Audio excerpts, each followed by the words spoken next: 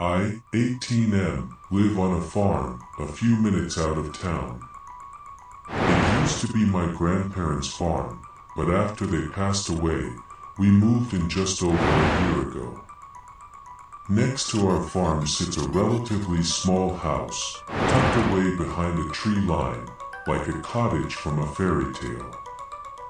The house wasn't always empty.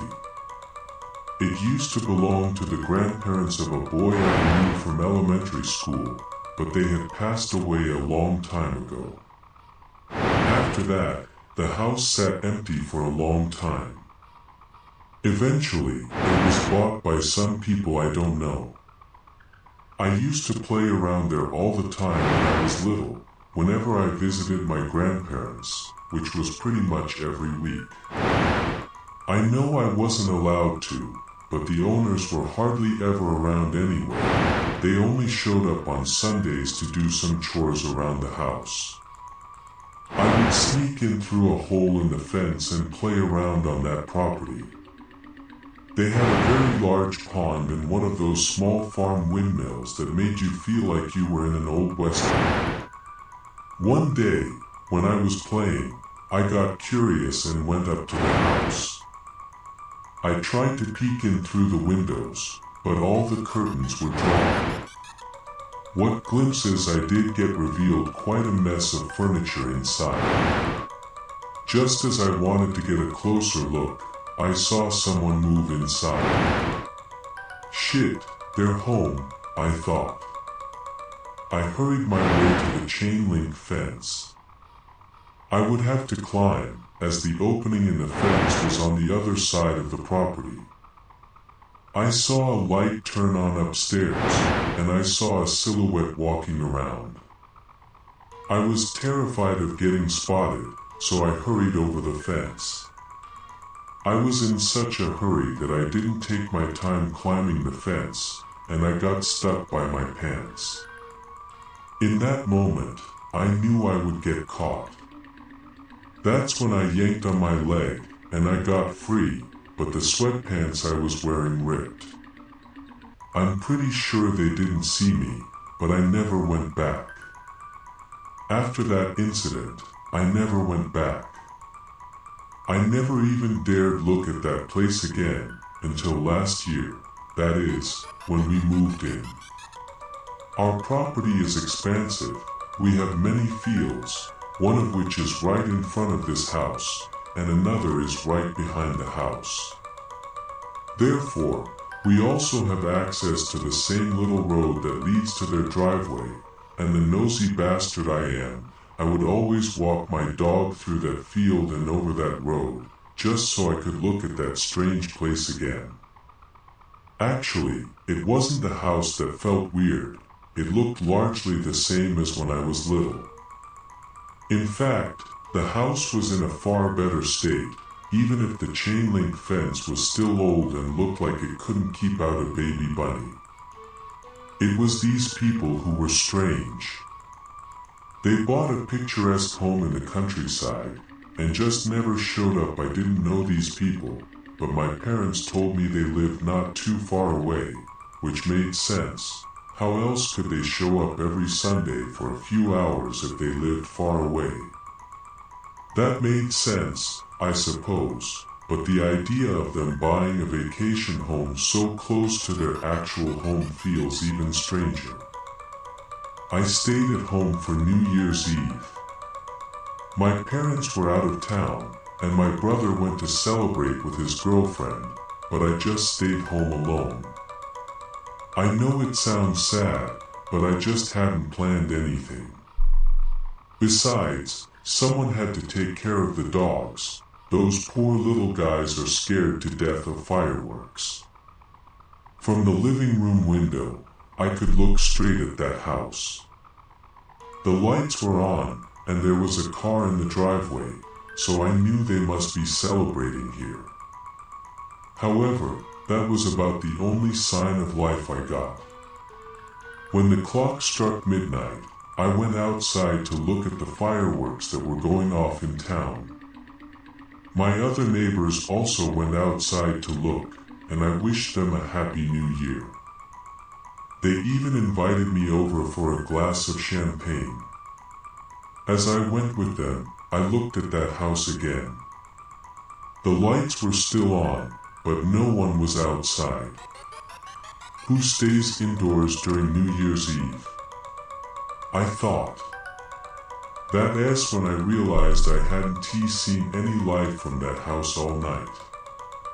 All the same lights were on, and I didn't even see a shadow moving behind the curtains. There was just nothing. I shrugged off the strange feeling I got and went inside with my neighbors. We chatted for a bit over an hour, and I forgot all about what I saw that night. That is when I called it a night. My parents would be home soon anyway. I walked back home, and that disturbed feeling in my gut returned as I looked back at that house. Nothing had changed. The living room light was still on. Nothing else. I didn't tell my parents when they got home. What was I supposed to say? The neighbors didn't wish me a happy new year. I just went to bed with that strange feeling. That was the first incident. Looking back, it was so tame compared to everything that followed. The next incident happened last week. I was walking my dog after dinner. It was around 7 p.m., so it was already dark out. I walked through the fields like I always do. However, this time I decided to take a slightly different route and walk through the far field, around the back of that house. At that point, I thought I saw something in the field, standing there. I pointed my flashlight at it, and there he was, a man just standing there. I'm pretty sure he was my neighbor. I mean, they had owned that house for almost a decade, but I hadn't seen him before, let alone spoken to him. Sure, I've caught glimpses before, but I never got a good look. But who else could it be standing here in our field? My dog had gone ballistic at the unknown figure standing menacingly in the dark. I can't blame her. I yelled at him, "What the hell are you doing here?" And he darted away before I could even finish my sentence. I wanted to go after him, but he was on the other side of the field. Besides, I've seen enough horror movies not to chase a strange figure I saw at night. I cut my walk short and ran back home. My legs felt like jello. Every step of the way, it felt like they were going to give in, and that man would return. My dog didn't seem to have that problem. She ran as if her life depended on it. She practically dragged me along to the safety of my home. When I reached the front door, I was shivering. Tears streamed down my face, but I don't know if I was crying from the cold or from what I saw. My mother ran to me, and when she saw my face, she asked me what was wrong. I told my parents everything, and they were shaken too. My mother stammered. Maybe it was some crook who wanted to break into our shed to steal equipment another farm was broken into a few weeks ago. I'm sure that is what you saw, she said. It sounded more like she was trying to convince herself than me. I don't want you going back to that field at night anymore. Who knows what could have happened? She followed. I don't know how I managed to fall asleep that night, but eventually I did. The next morning, I went back to the field. Maybe it had all just been my imagination. It was dark after all.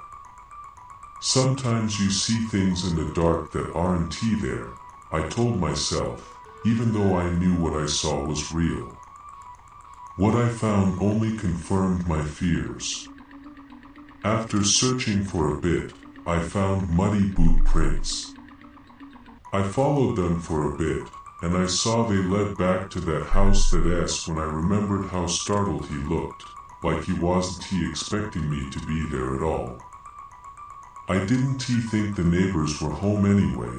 There wasn't a car in their driveway after all. At that point, things started to click. I had been walking that same route every day for months. Every night. At the same time. The only difference that night was that I cut through the field. That ass when I realized something worse. He hadn't been startled. He'd been surprised I'd changed the route. In that moment, I thought back to that incident when I was a kid. I don't remember seeing a car that day. I would have noticed.